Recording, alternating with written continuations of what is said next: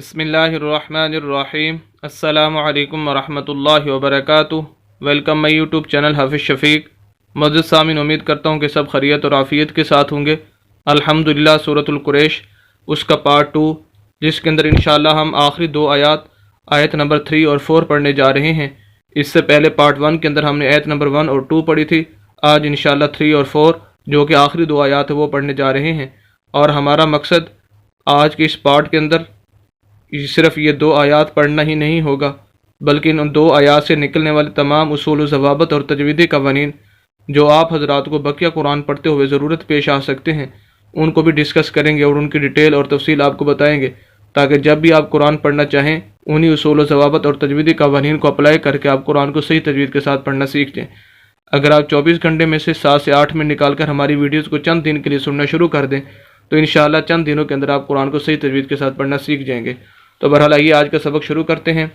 اعوذ باللہ من الشیطان الرجیم، بسم اللہ الرحمن الرحیم۔ فا زبر لام فل، یا زبر عین یا، فل یا۔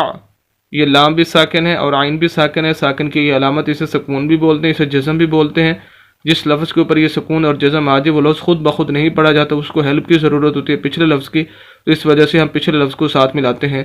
یہاں پر پچھلا لفظ فا ہے اور یہاں پر عین سے پچھلا لفظ یا ہے۔ ہمارا لفظ ہو جائے گا فَلْيَعْ، با پیش بو، فَلْيَعْبُ، دال پیش واو دو، فَلْيَعْبُدُوا، دال کو واو کے ساتھ کیونکہ واو ساکن ہے اور دال کو ہم لمبا کر رہے ہیں، وجہ اس کی یہ ہے کہ یہ واو مدہ ہے۔ ویسے حروف مدہ 3 ہوتے ہیں، الف مدہ، واو مدہ اور یا مدہ۔ مستقل ویڈیو چینل پر موجود ہے، اگر آپ ڈیٹیل دیکھنا چاہتے ہیں ان تینوں چیزوں کی تو آپ وہاں جا کر دیکھ سکتے ہیں۔ یہاں پر مختصر واو مدہ کے بارے میں بتا دیتا ہوں کہ ایسی واو ساکن جس کے پچھلے لفظ کے اوپر پیش آ جائے، ہر وہ واو ساکن، یہ ساکن کی علامت یہ واو اور یہ ساکن جس کے پچھلے لفظ کے اوپر پیش ہو۔ اب یہاں پر پچھلے لفظ دال اور اس کے اوپر پیش ہے تو اس وجہ سے اسے واو مدہ کہیں گے، اور ایسے لفظ کو لمبا کر کے پڑھتے ہیں۔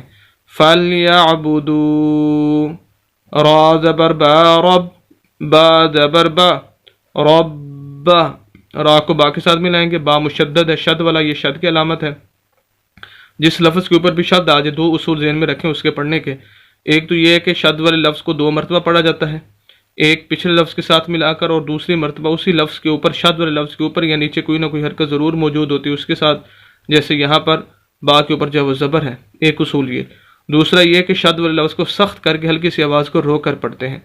رب، رب، فَلْيَعْبُدُوا رَبَّ، ہا کھڑی زبر ہا، کھڑی زبر کھڑی زیر الٹا پیش 3 حرکتیں ہوتی ہیں، جس لفظ کے اوپر نیچے آج اس لفظ کو لمبا کر کے پڑھتے ہیں۔ یہاں پر کھڑی زبر ہے، ہا کو لمبا کریں گے۔ زال زبر لام زل، درمیان میں 2 الف ہیں، خالی ہیں، دونوں کو نہیں پڑھنا۔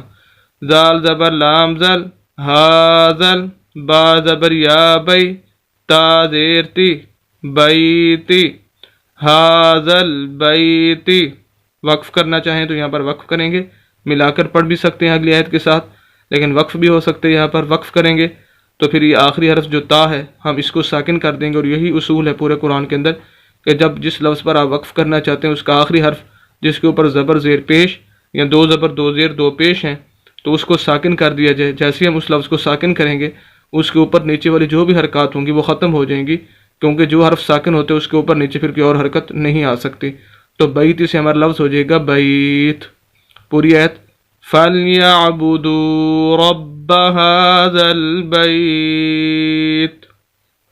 اب جب ہم یہاں پر وقف کر لیا، اب اگلی آیت کو جب ہم پڑھیں گے تو ہم اس کو پھر اللہ دینا، ادھر حمزہ کو، ادھر اس کو حمزہ بنا لیں گے اور اس کے اوپر زبر ڈالیں گے، اور زبر بنا کر، زبر لگا کر اس کو اگلے لفظ کے ساتھ ملائیں گے۔ اگر ملا کر پڑھیں گے هَذَا الْبَيْتِ الَّذِي، تا کو پھر لام کے ساتھ ملائیں گے۔ تو بہرحال وقف بھی کیا ہم نے یہاں پر، حمزہ زبر لام ال، لام زبر لا، اللہ، وہی اصول شد والا 2 مرتبہ پڑھا جائے گا، سخت کر کے پڑھیں گے۔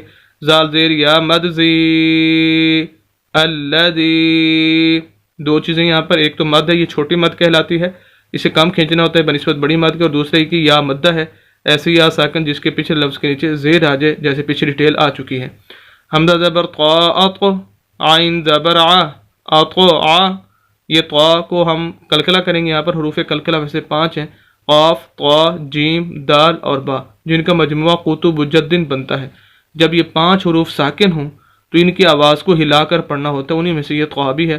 اطو ایک ہے ات، آمہم ات ایک ہے اطو، یہ کلکلہ ہے تو یہاں پر کلکلہ ہوگا 5 حروف پر، قاف طا جیم دال اور با۔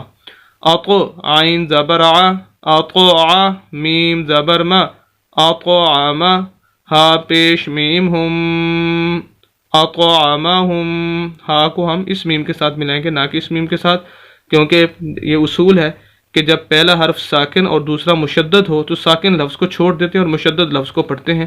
تو اب یہاں پر اس ہا کو ہم اس میم کے ساتھ ملائیں گے اور یہ میم مشدد ہے، یہاں پر غنہ کریں گے۔ غنہ کہتے ہیں ناک میں آواز لے جانے کو، میم مشدد جہاں بھی ہو وہاں پر غنہ ہوتا ہے۔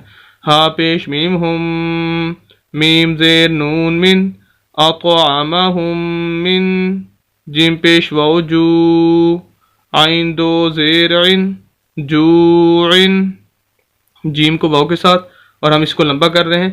وجہ اس کی یہ ہے کہ ایسی واو ساکن جس کے پچھلے لفظ کے اوپر پیش ہو وہ واو مدہ کہلاتی ہے، جیسے کہ پیچھے بھی بتایا جا چکا ہے، اور یہاں پر بھی واو مدہ ہے، اس وجہ سے ہم اس کو جوعن۔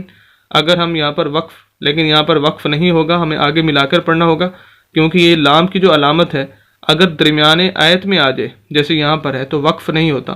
ہاں آیت کے اوپر آ جائے تو پھر وقف کر سکتے ہیں، جیسے یہاں پر ہے، ادھر بھی لام کا نشان ہے ادھر بھی، تو یہاں پر وقف ہو سکتا ہے اور یہاں پر نہیں ہو سکتا۔ تو اس وجہ سے عین دو زیر وا عیون، واو زبر وا، جو عیون وا، یہاں پر بھی غنہ ہوگا اور شد کو بھی پڑھنا ہے۔